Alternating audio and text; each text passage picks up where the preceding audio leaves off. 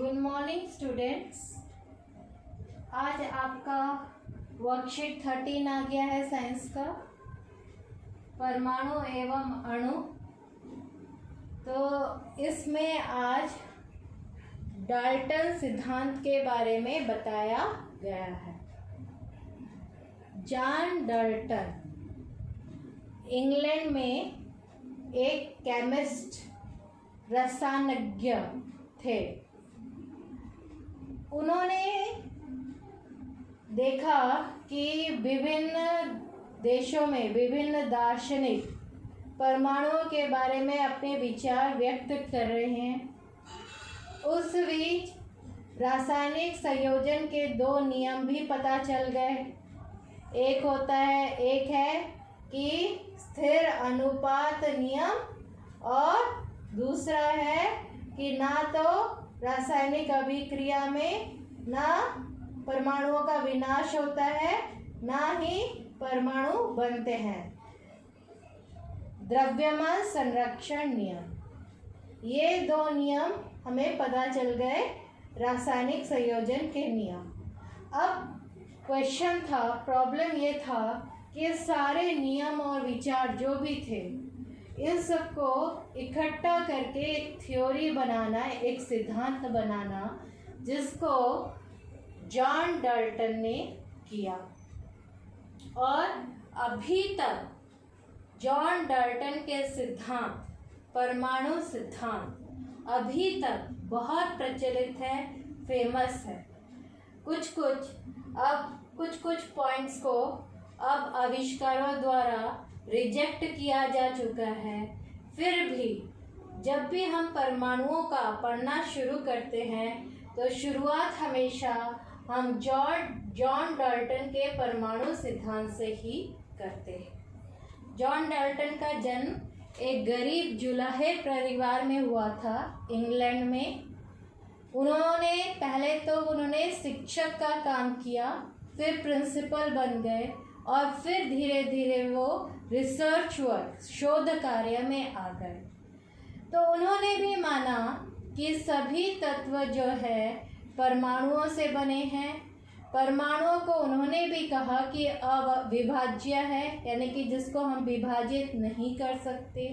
और जितने भी विचार थे और रासायनिक संयोजन के जो दो नियम थे, उन पर आधार करके उन्होंने अपना परमाणु सिद्धांत दिया। आज हम उसी सिद्धांत के बारे में पॉइंट वाइज पढ़ेंगे और समझेंगे।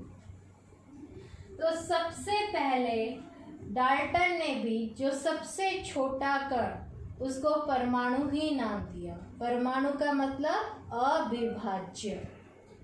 तो उन्होंने कहा जितने भी पदार्थ हैं, चाहे वो गैसीय अवस्था में हो, तरल अवस्था में हो या फिर ठोस अवस्था में हो, कोई भी तत्व हो, यौगिक हो, ये पदार्थ हो, सबके सब किससे बने हैं? सबसे छोटे सूक्ष्मतम कण, जिसको हम कहते हैं परमाणु।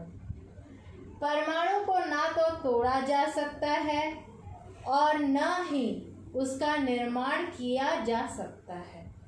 अभी आगे के चैप्टर में पढ़ोगे आप कि अब परमाणु को भी तोड़ा जा सकता है और परमाणु के अंदर भी कण, छोटे छोटे कण हैं। तो लेकिन तब तक माना जाता था कि परमाणु जो है वो अविभाज्य है, जिनको ना तो हम तोड़ सकते हैं और ना ही बना सकते हैं। उसके बाद है कि कोई एक तत्व लीजिए, वो तत्व आपको पता है परमाणुओं से बना है। तो उस तत्व के परमाणु जो है, उनका द्रव्यमान और उनका रासायनिक गुणधर्म सब एक समान ही होगा। उदाहरण के लिए, अगर मैंने आयरन, लोहे का एक पीस उठाया या आयरन की स्केल उठाई, तो वो पूरे के पूरे लोहे के परमाणु से बना है। और लोहे के परमाणु के गुणधर्म सारे समान होंगे, एक जैसे होंगे। ये नहीं कि लोहे का एक परमाणु कुछ अलग गुण दिखा रहा है और लोहे का दूसरा परमाणु कुछ अलग गुण दिखा रहा है। लोहे के अंदर जितने परमाणु है सबके गुणधर्म एक होंगे और सब के सब रासायनिक केमिकल प्रॉपर्टीज जो होंगी वो भी सबकी एक जैसी होगी, तभी तो ये मिलकर ये आयरन के परमाणु आयरन पदार्थ का निर्माण करते हैं। अब एक तरफ मैंने आयरन ले लिया, एक तरफ मैंने जस्ता जिंक ले लिया। जिंक जो है उसके परमाणु जो है वो अपना अलग गुणधर्म दिखाएंगे, लोहे के परमाणु जो है वो अपना अलग गुणधर्म दिखाएंगे, तभी ये आयरन है, ये जिंक है या जस्ता है। ठीक है। उसी तरह से भिन्न भिन्न तत्वों के परमाणुओं के द्रव्यमान एवं रासायनिक गुणधर्म भिन्न भिन्न होंगे। जैसे मैंने एक ऑक्सीजन तत्व लिया, अभी मैंने आयरन और जिंक के बारे में बताया। अब ऑक्सीजन और हाइड्रोजन लो, ये दोनों गैसीय तत्व है, लेकिन इनके भी परमाणु अपने अलग अलग गुणधर्म दिखाएंगे। ऑक्सीजन के परमाणु जो है अपने अलग गुणधर्म दिखाते हैं, इसीलिए हम ऑक्सीजन को ब्रीथ करने के लिए लेते हैं, और हाइड्रोजन जो है वो उसके परमाणु अलग गुणधर्म दिखाएंगे। तो हाइड्रोजन को हम नहीं ले सकते सांस की तरह, क्योंकि उसके अलग गुणधर्म है। हम ऑक्सीजन को ब्रीथ करने के लिए लेंगे। तो सभी तत्वों के परमाणुओं के गुणधर्म और रासायनिक प्रॉपर्टीज जो होती है, द्रव्यमान कितने उनका वेट कितना होगा, वो सारा का सारा सब अलग अलग होता है, लेकिन एक ही तत्व के परमाणु एक तरह के ही प्रॉपर्टीज दिखाएंगे। उसके बाद है कि भिन्न भिन्न तत्वों के परमाणु छोटी पूर्ण संख्या के अनुपात में संयोग कर यौगिक निर्मित करते हैं। इसका मतलब एक उदाहरण से आप समझिए।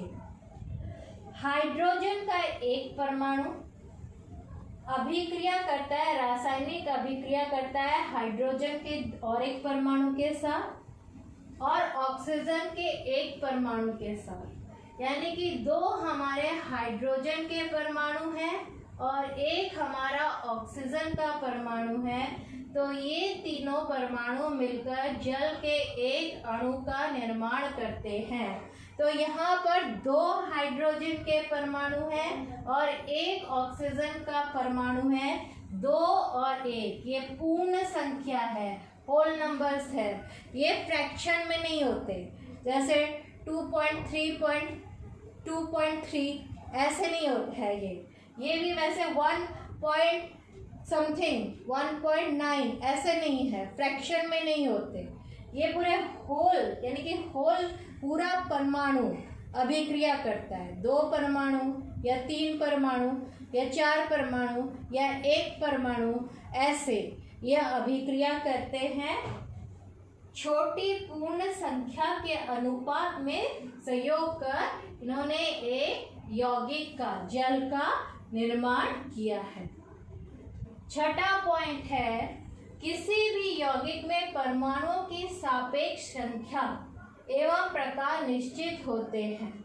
यानी कि अगर कोई भी आप यौगिक उठाए उसमें कि कौन सा तत्व है वो तो फिक्स्ड होता ही है। उसके बाद ये भी फिक्स्ड होता है कि उस तत्व के परमाणु कितने होंगे। जैसे जल के निर्माण के लिए हमें 2 हाइड्रोजन के परमाणु और 1 ऑक्सीजन का परमाणु चाहिए, तभी हमें जल प्राप्ति होगी। ऐसे नहीं कि हाइड्रोजन के आपने 4 परमाणु ले लिए और ऑक्सीजन के 5 परमाणु ले लिए, तो भी आपने मिला दिया हाइड्रोजन और ऑक्सीजन के, तो भी हमें जल की प्राप्ति हो जाएगी। नहीं, जल में 2 हाइड्रोजन के परमाणु चाहिए और 1 ऑक्सीजन का परमाणु चाहिए, तभी हमें जल की प्राप्ति होगी। इसी तरह विभिन्न यौगिक के विभिन्न परमाणु होते हैं और उनकी संख्या भी पूरी फिक्स्ड होती है। इसका सबसे अच्छा उदाहरण मैंने यहाँ पर समझा है। अगर ऑक्सीजन के 2 परमाणु आपस में मिलते हैं तो O2 बनता है ऑक्सीजन का एक अणु पर बनता है जिसको हम सांस लेने के लिए इस्तेमाल करते हैं, ठीक है।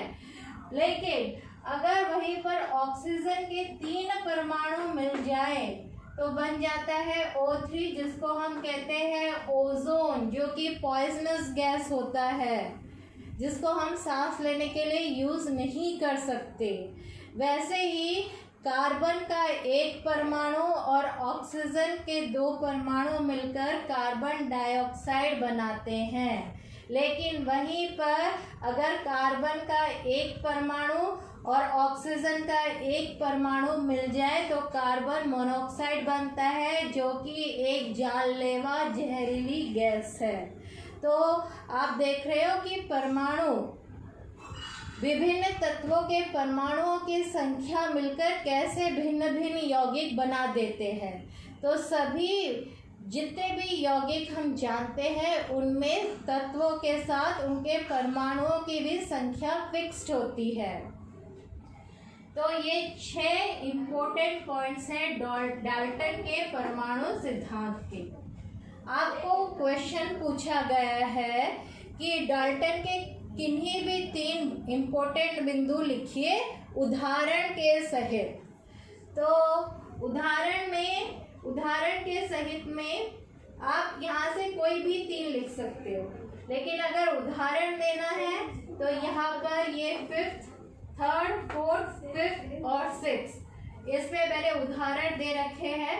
आप इनमें से कोई भी 3 लिख सकते हो। अब है प्रश्न उत्तर में रिक्त स्थान भरिए। सबसे पहला है परमाणु, उसके बाद नेक्स्ट उत्तर होगा रासायनिक, तीसरा है रासायनिक संयोजन, चौथा है सृजित मतलब बनना, और विनाश मतलब नष्ट। तो इस सब से हमें पता चलता है कि हम जितने भी रासायनिक अभिक्रियाएं पढ़ेंगे, केमिकल रिएक्शंस, उन सब में सबसे छोटी इकाई जो काम करती है, जिसका हेरफेर होता है, जिसके कारण हमें यौगिक एक नया पदार्थ मिलता है, वो है परमाणु। तो नेक्स्ट वर्कशीट में हम और परमाणुओं के विषय में जानेंगे। आज के लिए इतना ही। Thank you.